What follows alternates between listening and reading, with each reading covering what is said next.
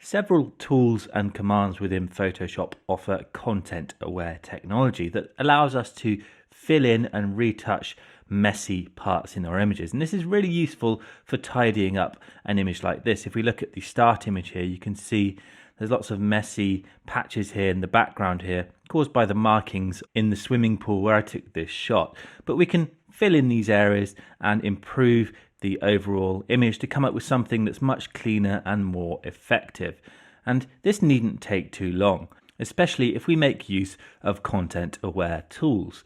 So if we bring up our layers panel here, we'll start by making a new layer, and the first thing we'll use here is the spot healing brush tool, and you'll find that in the tools panel over here alongside the healing brush, the patch, the content-aware move and the red eye tool. So if we highlight the spot healing brush tool here, notice in the options here we can set the type to content aware, and then we simply paint over parts of our image to remove any messy patches. So you can use the left and right square bracket keys here to resize the brush tip, and we can zoom in the different areas just by holding Command or Control and the space bar and then dragging left or right to zoom in or out. And then we just paint over parts of the image with the spot healing brush tool to tidy them up like this. And the tool works by analyzing the surrounding pixels, deciding what it is that we want to remove, and then doing the job swiftly and effectively. If we want to heal along a straight line like this, we can hold Shift, click once and then click again to draw a straight line between those 2 points, and that's quite useful for the lines and the markings on the floor here. And because we're healing on a separate layer here, all of our edits are non-destructive, so we can go back and adjust things if needs be, or toggle that layer on or off to see the effects of our edits. Now, if we switch to the patch tool, notice this also offers a content-aware option here in the tool options. And again, we can check sample all layers to work on our empty layer while sampling from the layer below. And let's perhaps move across to this area here.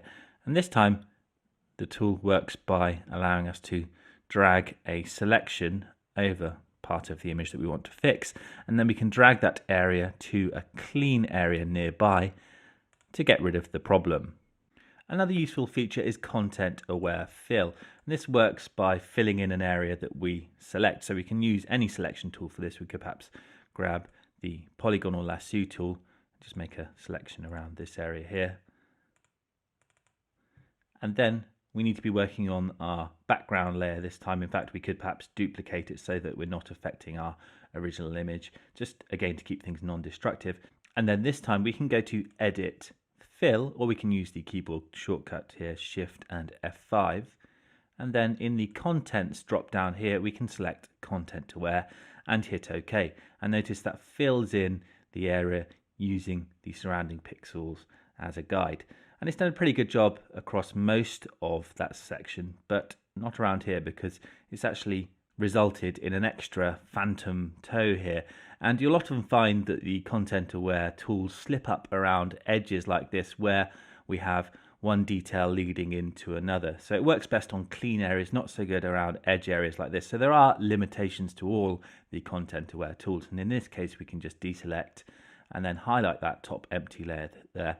And then we could perhaps switch to the clone tool by hitting S, and again we can set the clone tool to sample all layers, and then we can just tidy up any mistakes like this.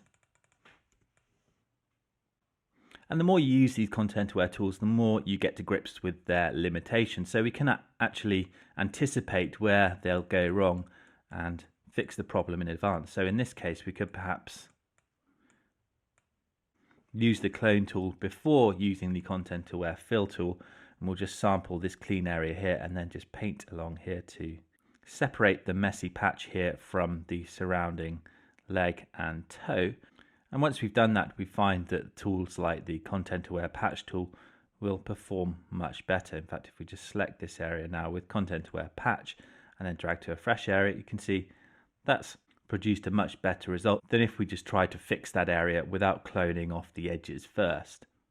Another useful content-aware feature can be found within the edit menu here, you can see we have content aware scale. In fact, let's just switch to our other image for this, because this will be quite useful once you've actually finished off retouching all of the messy patches in an image like this.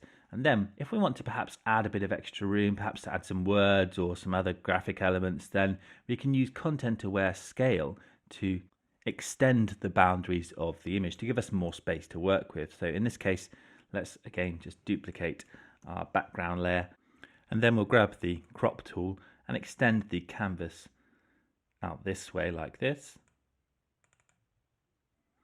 And then we can go to Edit, Content Aware Scale, and notice as we drag the edges, you can see we can extend the background without affecting the figure there. If we try and push it too far, notice we start to stretch her out a little bit. But if we just keep it quite subtle, you can see we can add a bit of space at the bottom of the frame here.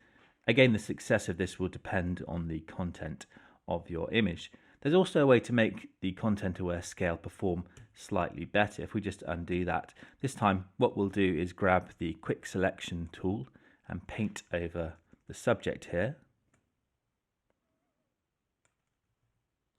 And the tool will snap onto the edges of the figure like this.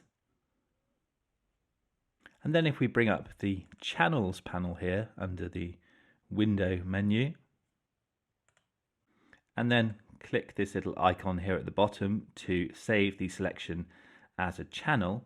Notice now if we deselect and then again go to Edit, Content Aware Scale, in the Protect drop down at the top here, we can select that channel that we just made, which is this alpha channel. So we're protecting our subject, and this allows us to scale the background without affecting the subject as much. So you can just define an area to protect in your image in this way. And then we can finish off by tidying up the crop here. And while we've got the crop tool selected here, you might have noticed there's a new feature that allows for content aware cropping. And this is particularly useful in images where perhaps the horizon is slightly wonky and you need to straighten it, but without cropping into your image too much. So you can actually add extra areas with content aware crop. So I'll show you how it works here. If we perhaps crop on a diagonal slightly and then extend the canvas, much as you would if you were working with a wonky horizon, you'd end up with something like this, perhaps where you have these empty areas around the edge of the frame. Now if we check content aware and then apply the crop, you can see how those empty areas automatically get filled in, which is a really useful new feature within the crop tool. So there we have it. That's a quick run through of a few of the most useful content aware tools within Photoshop.